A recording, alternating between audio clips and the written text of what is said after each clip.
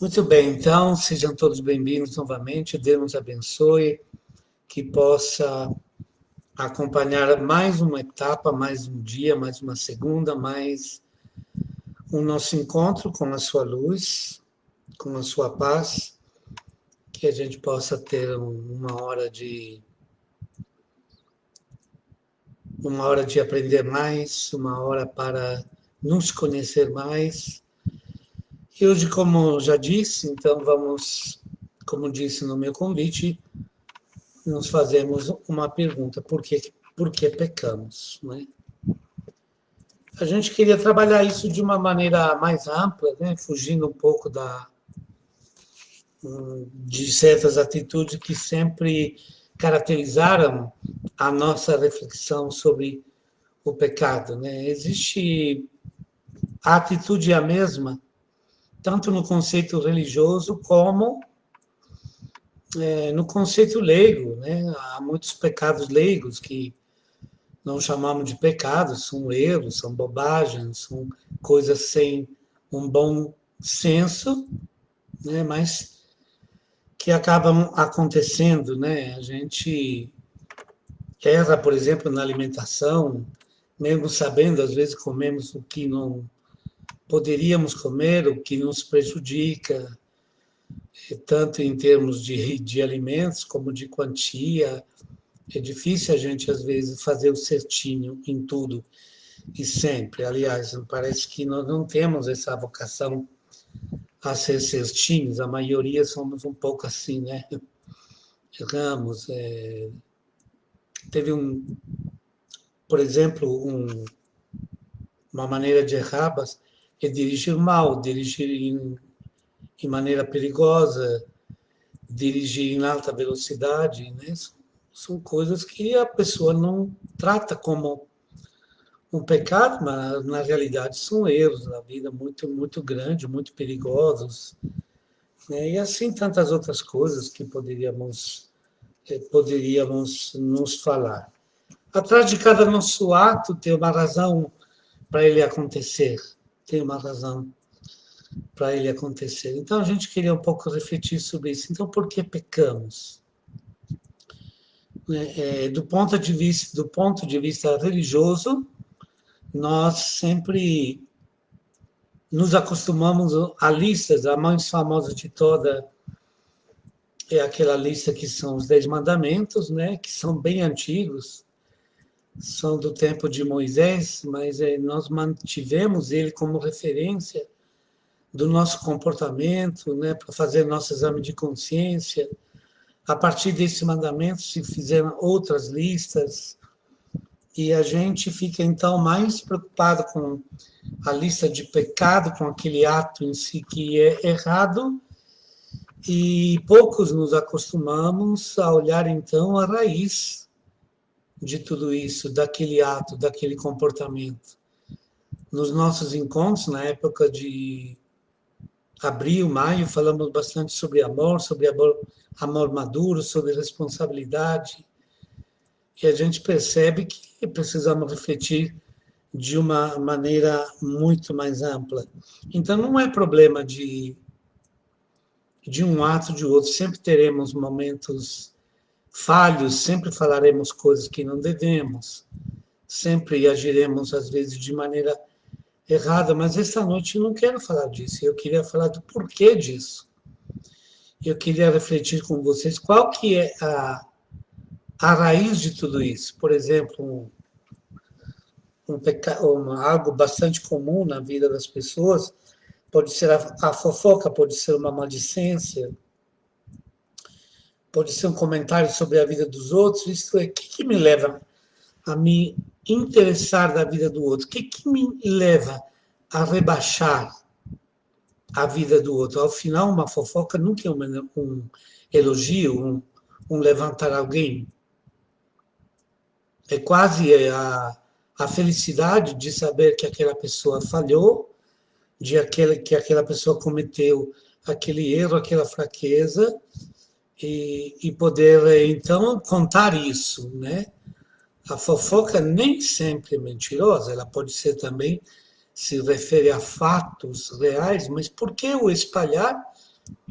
Porque eu me sentir bem, ou porque eu senti um pouco o gostinho do prazer de contar do erro do outro, da fraqueza do outro, daquela história, daquela outra, daquele adultério, daquela dívida. Por quê? Né? Enfim.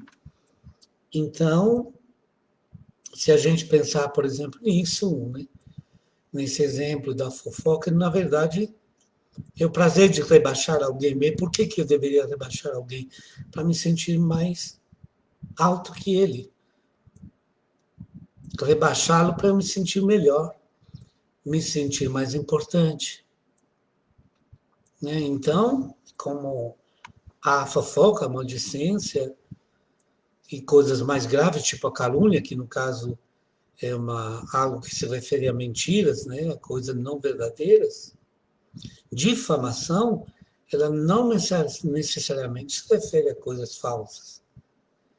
Mas que direito que eu tenho de mostrar, né, a fraqueza de uma pessoa, mostrar um momento falho da vida de uma pessoa e por que sentir prazer nisso? Então, todo esse tipo de coisa, no fundo, são tudo filhos do pecado envergonhado, que é a inveja. E a gente sente inveja porque não se ama. E a gente sente inveja do outro porque não se aceita.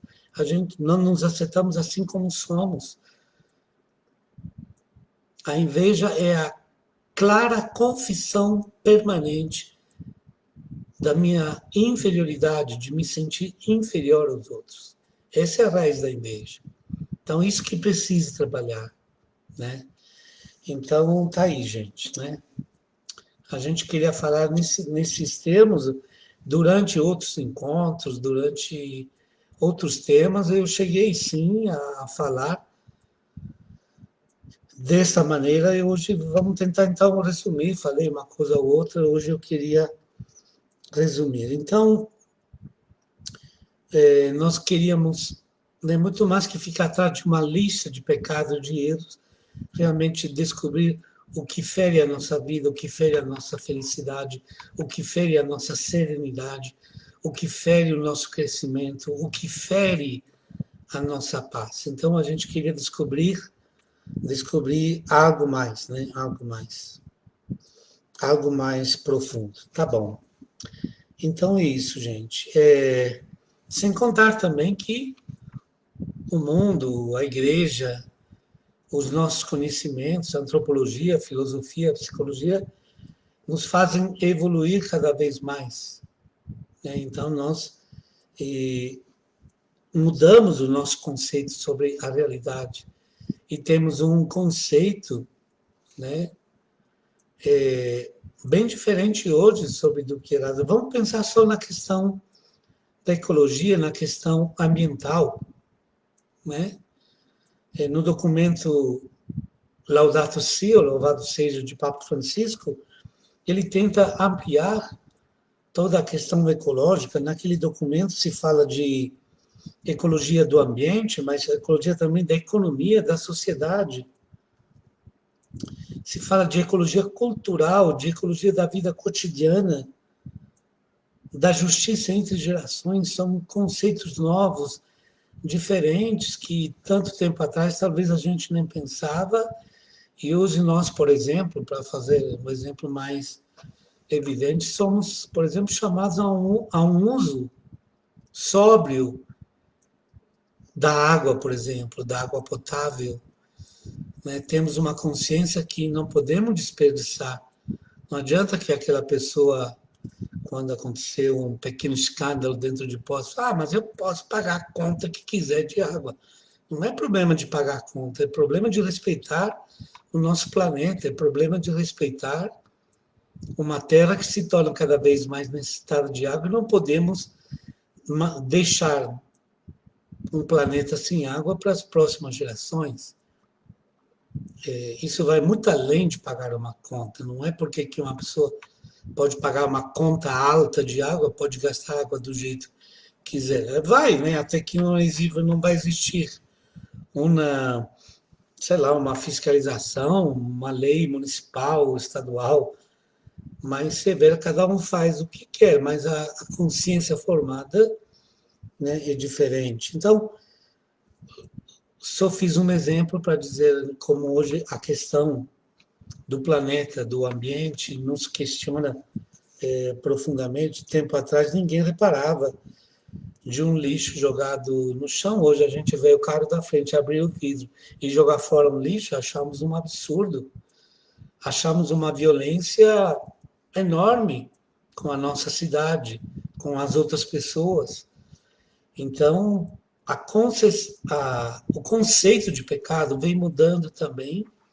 Né? Claro que eu estou falando agora de coisas da vida civil, da vida social, não entrei exatamente no conceito religioso, mas é também depois algo que pode afetar. Eu queria ler com vocês, então, terminando essa introdução,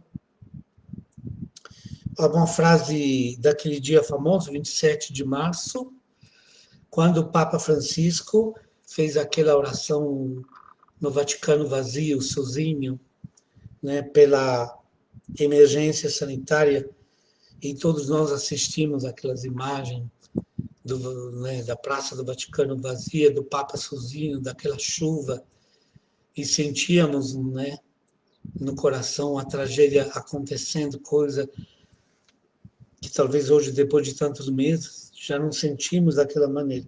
Mas naquele dia o Papa disse assim: nesse nosso mundo, é uma oração, então está falando com Deus. Nesse nosso mundo que tu amas mais que nós, fomos para frente a toda velocidade, nos sentindo fortes e capazes de tudo. Sedentos de lucros, nos deixamos absorver pelas coisas materiais e confundir pela pressa. Não paramos perante os teus apelos. Não nos acordamos perante guerras e injustiças planetárias. Não ouvimos o grito dos pobres e do nosso planeta gravemente adoecido.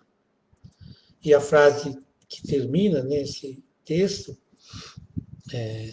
talvez a mais famosa que ficou: prosseguimos indiferentes, pensando que ficaríamos sempre sãos no mundo doente. Né? Então, esse apresenta já um conceito diferente do que é o nosso compromisso, né? Que não é apenas olhar para aquela lista antiga de pecados, ou dos 10 mandamentos, ou de outras, mas pensar a nossa responsabilidade em relação à vida. Então, com isso, eu queria dizer só isso. Os conceitos mudam, crescem, evoluem, e a gente não pode ainda ficar dentro da experiência de uma fé que a gente tenta sustentar com o conteúdo de quando a gente fez a catequese da primeira Eucaristia, de quando tínhamos 8, 9, 10 anos. Eu preciso hoje ter um conteúdo de fé que seja proporcional à minha experiência de vida, à minha idade, aquilo que aprendi, né? Então, é isso aí que a gente queria, né? Queria ver. Então, fiz uma introdução um pouco ampla, mas tá bom. Então, por que pecamos? Por que pecamos? Essa pergunta parece que não foi, já foi muito antiga. O próprio São Paulo, né, se faz essa mesma pergunta. Melhor ainda, declara como o pecado existe na vida dele, né? E ele declara de uma forma até forte, dura, né, que nós conhecemos. Vou colocar aqui nos comentários da paróquia, que vão aparecer no nosso bate-papo aí, cumprimentando os últimos que chegaram, pedindo a bênção, que Deus abençoe a todos. Mas vamos olhar esse texto de Romanos, por exemplo, 7:19, estou escrevendo aqui para vocês acompanhar, e também Romanos, logo depois, 7, 21, né? Depois vocês podem dar uma olhada na Bíblia, né? Vocês podem dar uma olhada. Mas aqui Paulo fala assim, no versículo 19, 7 e 19, fala, pratico o mal que não quero. E no 7, 21, ele fala, quando quero fazer o bem, é o mal que se apresenta. Parece então que o pecado, né, segundo a experiência de Paulo, segundo aquilo que ele está dizendo, ele está enraizado na sua natureza, na sua vida, na sua pessoa, na natureza do ser humano. É algo que faz parte de nós, né? Há uma atração para isso, por quanto a gente tenta rejeitar, né? Sempre tem aquela atração para aquilo que é errado, para aquilo que é proibido, para aquilo que não deveria ser. Por que a gente é assim, né? É assim. Por que somos atraídos para o erro? E por que, mesmo sabendo que tem coisa errada, a gente faz? Pior, a gente repete, né? Por quê? Então, a Bíblia, né? E vai ser primeiro, depois dessas declarações de Paulo, né? Pratico o mal que não quero. Quando tento fazer o bem, o mal se apresenta, né? Então, Paulo que confessa essa contradição dentro de nós, essa que eu estou chamando assim de atração, podemos chamá-la de quê? De tentar, o nome que a gente conhece é tentação. A tentação sempre tem uma cara sedutora, né? Por que isso? Então, por que a gente é atraído para o erro? Bom, a Bíblia, da sua maneira, com um texto muito, muito antigo, nos trouxe uma resposta sobre a origem do mal que a gente pratica, né? E que também a humanidade pratica e tudo mais. Então, no capítulo 3 do livro do Gênesis, bem no início da Bíblia, temos um capítulo após a história da criação, contada em duas versões, no capítulo 1º e 2º, nós temos a origem do mal, né? Que é a história da serpente, a história desse diálogo que começa com Eva, né? Então, nós podemos olhar o capítulo 3 do Gênesis, vamos olhar depois, a gente não tem como, eu vou só aqui referindo alguns pontos importantes. Por exemplo, a serpente, né, ela acaba entrando na cabeça da Eva, ou na situação de vida de Eva, né, mentindo, porque ela diz assim, fiquei sabendo que vocês não podeis comer das árvores do jardim. Então, a primeira pergunta, a maneira de entrar da serpente na cabeça, na consciência da Eva, já é uma fake news. Né? Vocês não podem comer de todas as árvores. Aí que vem a resposta, né, da Eva. Não, nós podemos sim, só não podemos a árvore que está no meio do jardim. E ela exagera um pouco também, porque ela fala, não podemos comer, não podemos tocar, porque caso aconteça isso, nós vamos morrer. Lembrando que essa proibição da árvore do bem e do mal, da árvore sobre a qual o Senhor colocou a proibição, está no capítulo 2, no versículo 17. Vou colocar aqui para vocês. Gênesis 2,17. E Eva ainda nem tinha sido criada.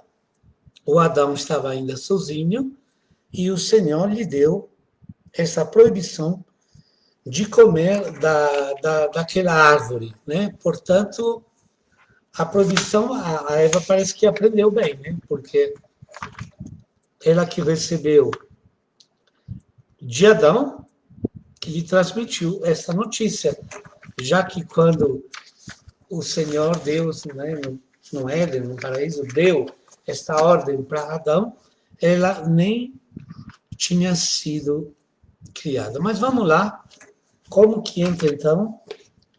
Qual é o caminho da serpente, o caminho do mal, o caminho da tentação, o caminho do pecado? Vamos tentar ampliar nossos conceitos, né? É exatamente aquilo que a serpente fala depois, no versículos 4 e 5. Não que isso, vocês não morrerão. Ao contrário, vão se abrir os olhos de vocês. Vocês serão como Deus. Irão saber o que é bem e o que é mal. Então, olha, o centro dessa tentação, o centro da queda, então, do primeiro pecado chamado, né? Primeiro pecado, ou o principal pecado do ser criado, homem e mulher, nesse caso, é querer ser como Deus e decidir sozinho o que é bem e o que é mal. Isso que se fala, esse texto do Gênesis. E já que toquei nesse texto, já falei outras vezes, gostaria que a gente desse um passo para frente na nossa fé, no nosso conhecimento bíblico. Esse trecho que a gente está lendo, esse capítulo 3, é de uma tradição chamada sacerdotal. E é um texto que entrou no início da Bíblia, mas bem depois, pouco mais de 200 anos da vinda de Cristo. É uma reflexão teológica, isto é, os mestres daquele tempo se perguntavam, mas por que o homem é assim? Por que nós agimos com tanta violência um com o outro? Por que a vida é dura? Por que existe? Por que temos que trabalhar tanto para conseguir, né? Então, o autor sagrado, que são vários, né, que são na base dessa tradição, que colocou esse texto na Bíblia, foi buscando essa resposta do jeito que eles conseguiam. Dentro dessa maneira quase mitológica, né, de falar de Adão e de Eva, de falar do paraíso, de falar da serpente que conversa com Eva, dentro dessa maneira simbólica existe uma verdade, uma revelação. Mas a gente tem que tomar cuidado de não, né, se prender ao pé da letra. Né? Então, o Gênesis é um livro de fé, não é um livro nem de biologia, nem de outras ciências, é um livro que está falando a partir da fé. Né? Então, se nós percebemos assim, se nós nos dedicamos a entender que esse texto tem uma sua verdade, né, revelada pelo Espírito Santo, pela palavra de Deus, a origem, então, de todos os males criados pelo homem, que chamamos de pecados, é desobediência e idolatria, querer ser como Deus. Né? E o preço dessa desobediência, dessa idolatria, dentro do contexto simbólico, né, do texto de Gênesis, é um preço muito caro. É a expulsão do paraíso. Só que essa expulsão gera uma humanização. Adão e Eva realmente se tornam homem e mulher fora do paraíso, não dentro do paraíso. Então, acontece que o preço pago, né, tudo entre aspas, para essa queda, para essa pretensão de ser como Deus, é a humanização. Tanto é que, não sei se vocês repararam, Adão e Eva, eles têm uns filhos só fora do paraíso. No paraíso, o casal era sozinho. No paraíso, o casal talvez era até entediado, né? Naquela perfeição do jardim, na perfeição de tudo. Né? Então, nós temos hoje que aprender isso. Então, a humanização de Adão e de Eva, isto é, do ser humano, ela se dá fora do paraíso, na realidade da sua fraqueza, na realidade da sua liberdade, porém, liberdade de escolher. Então, por que a gente peca? Por que pecamos? Primeiramente, porque somos livres. E Deus não nos obriga a fazer o que Ele quer, o que Ele ilumina, o que Ele sugere. Ele nos inspira, nos manda a sua luz, mas Ele pede que a decisão seja nossa. Quando nós decidimos contra a palavra de Deus, a luz de Deus, em tese, então, nós estamos sempre pecando.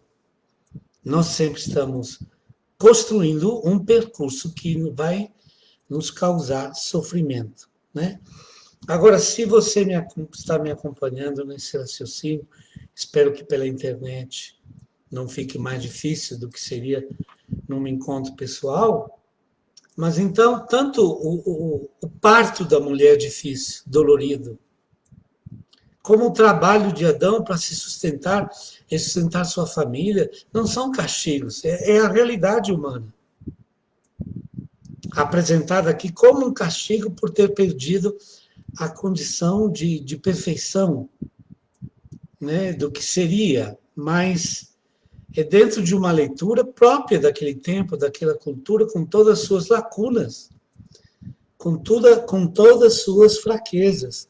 Então, na verdade, o castigo dado após o pecado não é nada mais que a realidade da vida humana. Nunca existiu uma mulher que pariu sem dor, sem aquela dificuldade. Nunca existiu um ser humano que, aliás, deve ter existido depois, sim, por outras questões, mas que não precisou trabalhar para se alimentar, para construir sua família, para construir uma nova realidade, para participar com Deus da criação. Então, o trabalho não é um castigo, é uma bênção, né? Eu digo hoje os milhões de desempregados. Entendeu? Então, nós precisamos ter uma leitura madura, uma leitura verdadeira, né? E durante muito tempo, como esse pecado do Gênesis, esse pecado favorecido pela serpente, foi colocado no centro de tudo. Pecado, em grego, se chama amarton.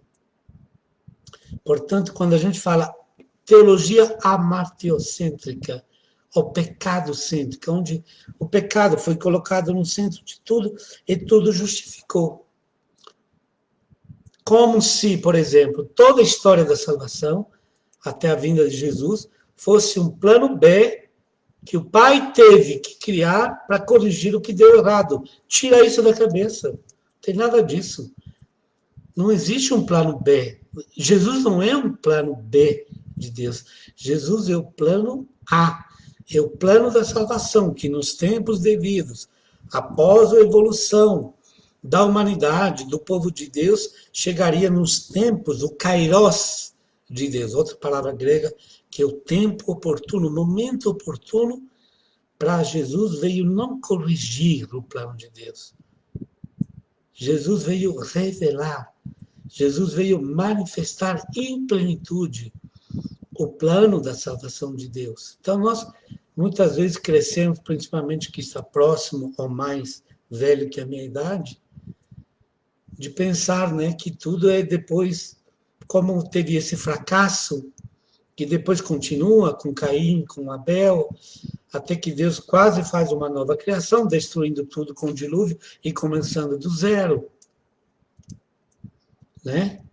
Com Noé, com a sua esposa, os seus 3 filhos e as mulheres dos filhos, que era o começo de uma nova humanidade, tudo nos primeiros capítulos do Gênesis e tudo dentro dessa linguagem que encontramos, inclusive, em outras culturas. Fica assim, então, essa parêntese muito, esse fato que eu estou falando muito importante sobre a criação. Ter uma revelação na Bíblia tem, muito importante. A raiz do pecado é querer ser como Deus. a raiz do pecado e pensar que nós podemos ser mais que Deus. Né? E essa é a grande revelação. Né? Tirando todo o lado antes da queda, que Deus é nosso Criador. Aliás, eu queria também abrir um parênteses importante, vejo que o tempo está andando, depois a gente continua segunda-feira que vem, mas não queria ser pressionado pelo tempo. E aproveitar que tocamos nesse assunto para dizer algo muito importante. Por exemplo, já a criação, já que hoje no mundo temos terraplanistas, temos criacionistas, isto é, pessoas que dentro do cristianismo, do catolicismo mais conservador radical, apresentam o começo da Bíblia como um texto de quase de história, de biologia. Não é bem assim. Eu queria ler por isso uma frase de Papa Francisco, que já foi de Papa João Paulo II, que já foi de Bento XVI, todas as frases onde a igreja, contrariamente a quanto muitos falam sem saber nada do que estão falando, né, que a Igreja Católica, no seu ensinamento oficial dos seus papas, não tem nada contra a teoria do evolucionismo. Não tem nada contra o fato que a humanidade, que a criação do homem aconteceu. Tem críticas de cientistas, até do Papa, contra a teoria do Darwin, do evolucionismo, sobre detalhe. Né? Papa Bento, por exemplo, desde quando era cardeal Ratzinger, dizia, sim, tudo bem, tem uma evolução da Terra, da espécie humana, mas não por acaso, conduzida pelo poder criador de Deus. Então, a maneira que Deus nos criou, dizer que Deus nos criou dentro de um processo de evolução não diminui nada sobre a verdade que Deus é nosso Criador. Então, eu queria ler essa frase de Papa Francisco, que fala assim, quando nós lemos a respeito da criação em Gênesis, nós corremos o risco de imaginar Deus como um mágico, que com uma varinha de condão, capaz de fazer qualquer coisa, mas isso não é verdade. Ele criou os seres humanos e deixou que eles se desenvolvessem de acordo com as leis internas que deu para cada um, para que todos pudessem alcançar sua própria completude. Então, dizer que o ser humano, o homem, se formou dentro de um processo de evolução não contradiz. Ciência e fé, razão e fé nunca se contradizem, ensinam os nossos papas em muitos documentos da igreja. Né? Então, aqui queria dar algumas curiosidades, né, para vocês. Curiosidades não, notícias que sabemos da ciência e que nos dizem, por exemplo, que antes da gente chegar no Homo sapiens moderno, né, se passaram quase 2 milhões de anos, onde o homem passou por várias fases, né, primeiro sendo praticamente um primata que nem se levantava, que andava com 4 pernas, né, para depois se tornar um homem habilis, um homem erectus, um homem de Neandertal e homem sapiens, mais ou menos 200 mil anos atrás. O ser humano começou a ter um cérebro de um tamanho razoável, de um funcionamento razoável. Né? Então, é importante que a gente não se assuste com essas coisas. E não pense que isso está negando a Bíblia, não tem nada a ver. Ao contrário. E não sei, em relação à Terra, que tem uma história gigantesca, a Terra está 4,5 bilhões de anos de formação. 4,5 bilhões. Cada bilhão são 1.000 milhões de anos. Então, a história do nosso planeta é muito grande. Eu não sei se vocês sabem que nos tempos mais antigos, havia pessoas que tentavam, né, sempre descobrir quanto que o mundo duraria e quando que foi o dia da criação. Por exemplo, em 1650, um bispo de Dublin, chamado Asser, não sei a pronúncia certa, ele fez cálculos, estudou a Bíblia, e colocou que a criação aconteceu em 23 de outubro, né, de 4004 a.C. 4004 a.C. E essa teoria foi aceita por muito tempo. Por muito tempo. Os judeus, por exemplo, já colocavam como data da criação 7 de outubro de 3671 a.C., né?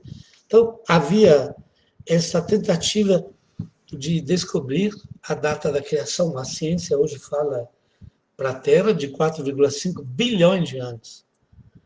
Mas a convicção, por causa de uma frase do livro do Apocalipse, que o demônio despertaria depois de 1000 anos de sono, eles calculavam que o mundo duraria, a partir da criação, 6.000 anos. Por exemplo, Eusébio de Cesareia, que é considerado o pai da história do cristianismo, né, que nasceu, cadê ele? Nasceu em 265 depois de Cristo. Ele também fez uma teoria colocando o ano da criação em 1599 a.C., né?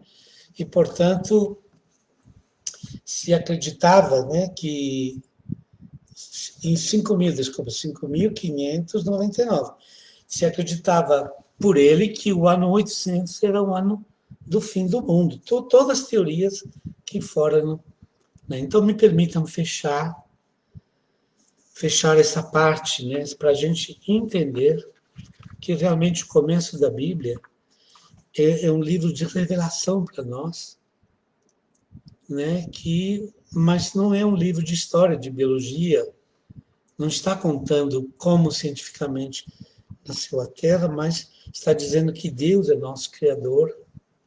Em relação ao tema de hoje, onde está a origem do mal, que é na vaidade, no orgulho do homem querer ser como Deus, tá bom? Então, tá aí um pouco essa primeira resposta que nós encontramos na Bíblia. Podemos chamar de soberbia, podemos chamá-lo de orgulho, podemos chamá-lo de vaidade, né? Mas podemos chamá-lo do desejo de ser como Deus, né? Que foi o que gerou a caída, né? Por que eles comeram aquele fruto? Para ser como Deus, para conhecer o bem e o mal, né? Agora, dentro daquilo que é, então, a experiência humana, né? São Paulo nos lembra, sempre na carta aos Romanos, capítulo 5, eu vou escrever de novo aqui, Romanos, capítulo 5, versículo 20.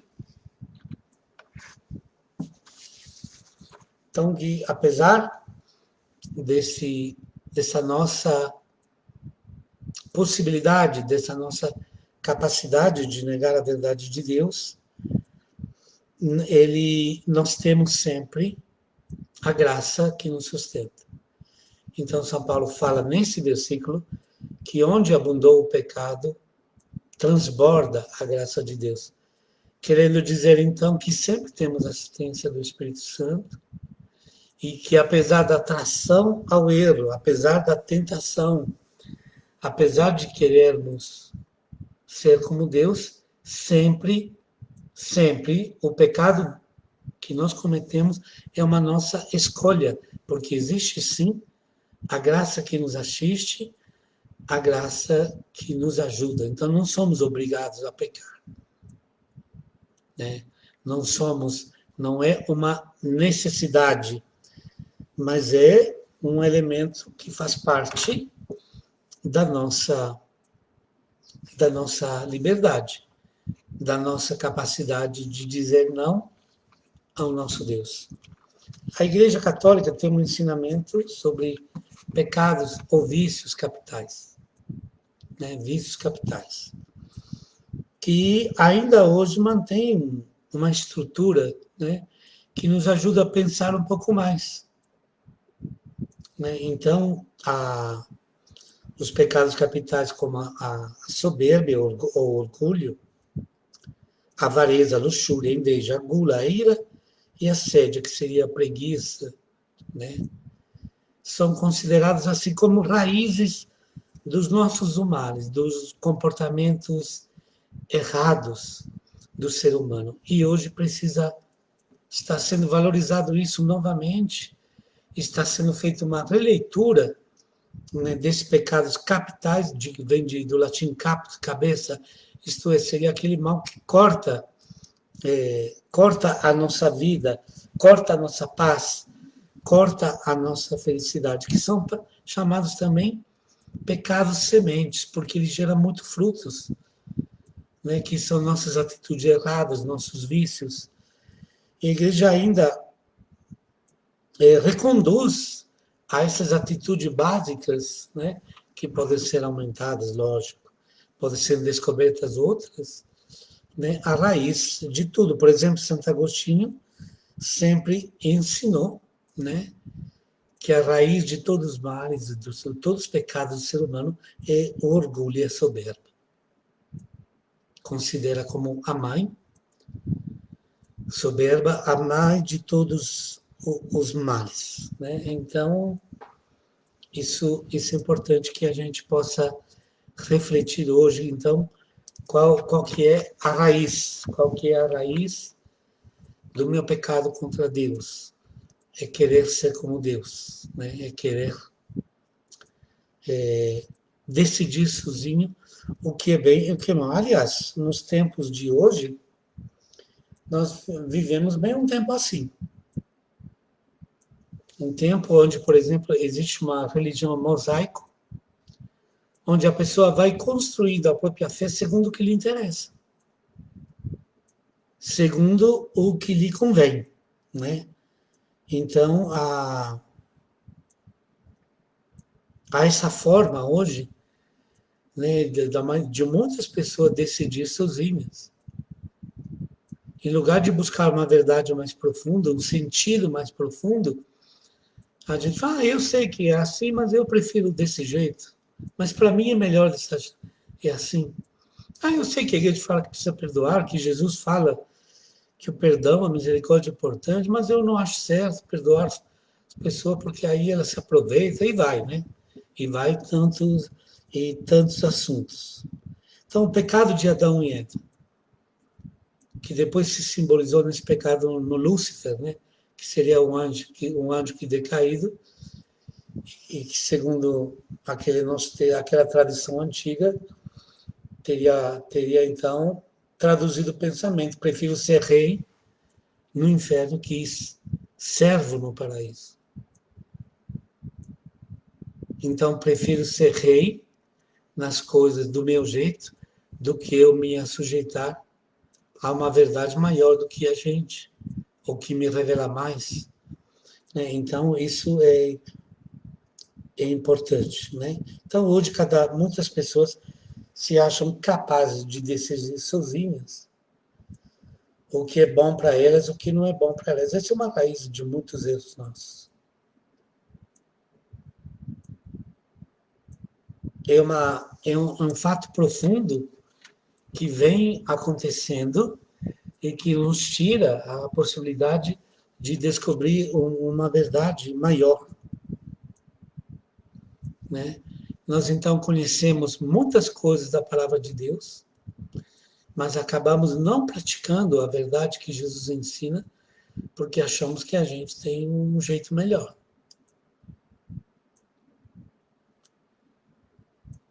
Ah, sim, é verdade, Jesus ensina isso e aquilo, mas aqui a vida não é uma brincadeira. Aqui a gente não é vaquinha de presépio, não. A gente aqui tem que mexer, tem que se defender, tem que tomar atitudes, né? Como se o Evangelho não ensinasse isso, como se o ensinamento de Jesus fosse um ensinamento de ser igual às pessoas bobas, né? Que deixam tudo acontecer, se defender. Não é bem isso, né? Então, nosso orgulho nos leva a separar os atos da nossa vida da palavra de Deus. Conhecemos a palavra, mas acabamos que não vivemos, não traduzimos a palavra em postura de vida real, de vida, de sentimento, de palavras, de opções. Como a gente falou no início de hoje, né? Voltando no pecado de comentar mais, a vida dos outros, de fofocar, de caluniar, de difamar. Ninguém é obrigado a fazer isso. É uma nossa opção. Acho que ninguém se sente uma grande pessoa depois de ter fofocado. Depois de ter falado mal de outros. Depois de tentar de destruir a fama do outro, rebaixar outras pessoas. Acho que ninguém pode dizer que se tornou uma grande pessoa por causa disso, né? Então a gente ofende até as pessoas que às vezes têm uma aparência, uma postura muito certinha, chamando eles né, de pessoas não muito inteligentes. Nós achamos, incrível, né, que a inteligência é ligada a pessoas que escrevem fora da linha. Nós entendemos que muitas vezes, né, o nosso pecado é esperteza. A pessoa que engana, que leva vantagem, que rouba, ela se acha esperta, ela se acha mais inteligente. É exatamente a mesma cabeça do Lúcifer, desculpe, que queria ser como Deus. É exatamente a mesma atitude que faz com que a pessoa se coloque acima dos outros.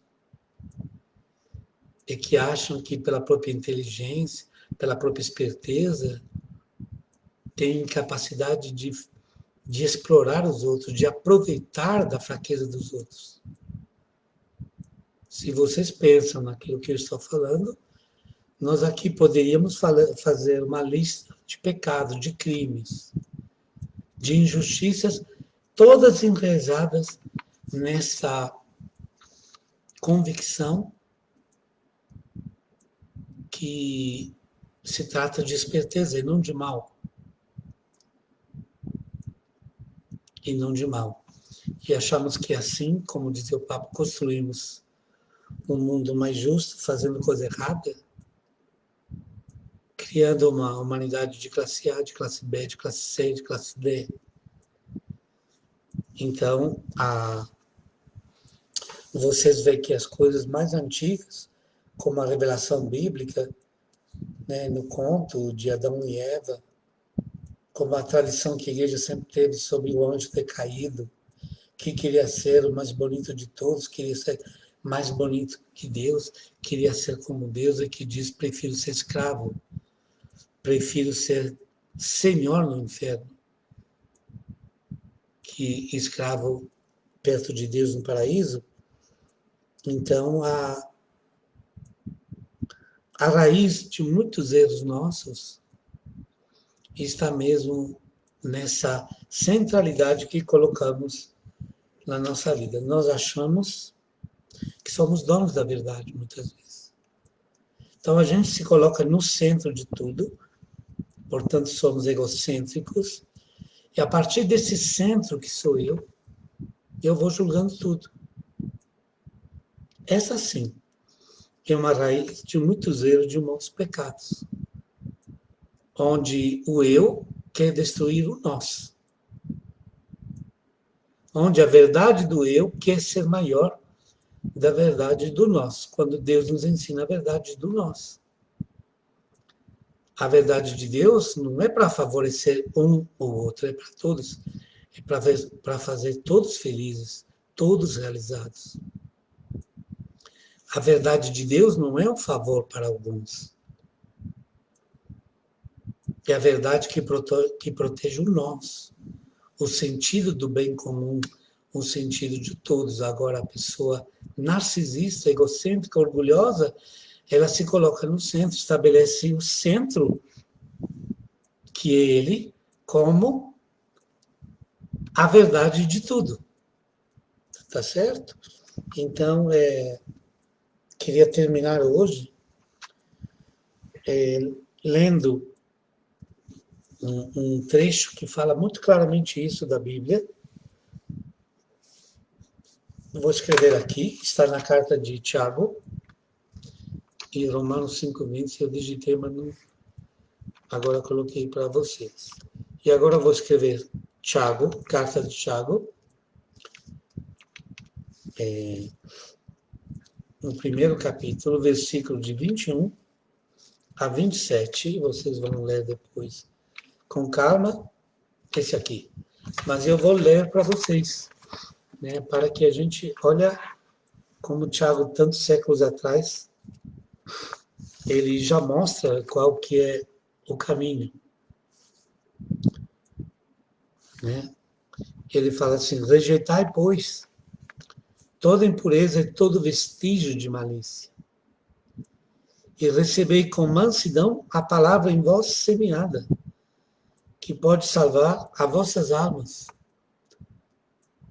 Então, Tiago liga profundamente, né? Liga profundamente a nossa salvação, isso é uma vida melhor, uma vida mais justa, mais fraterna, ao conhecimento e à vivência da palavra.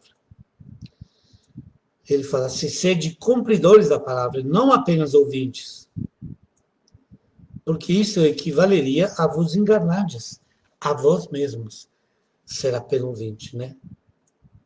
Aquele que escuta a palavra sem a realizar, assemelha-se a alguém que contempla seu rosto no espelho.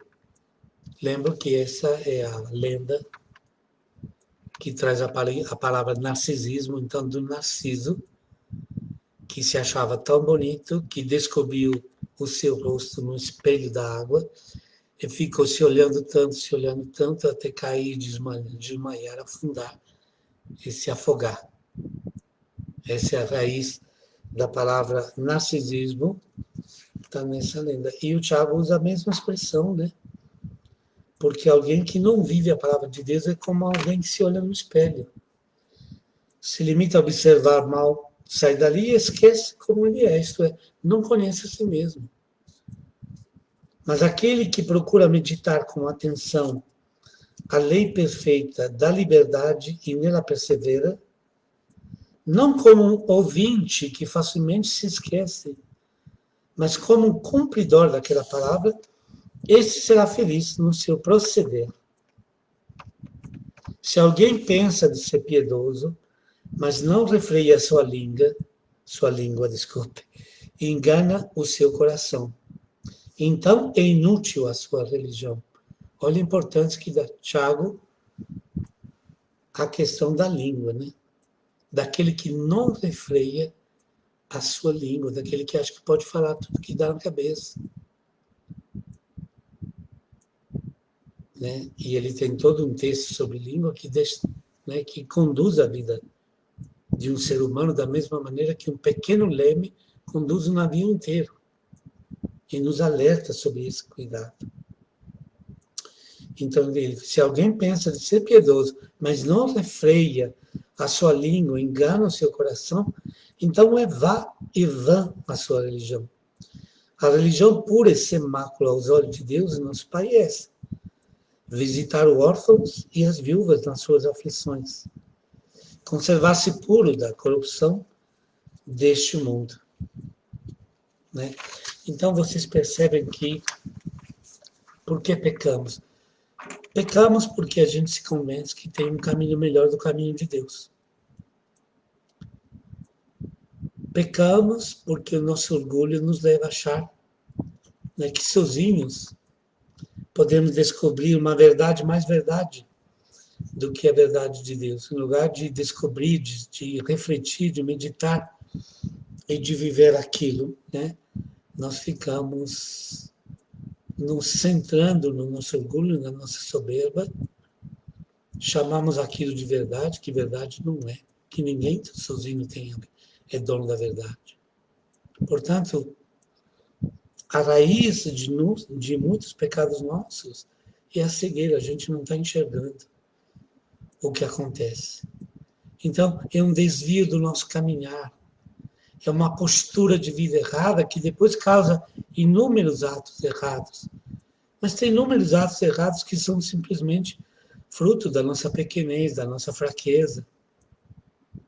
E tem outros que são reflexo, realmente, de uma postura errada em relação à vida, em relação ao nosso Deus, né?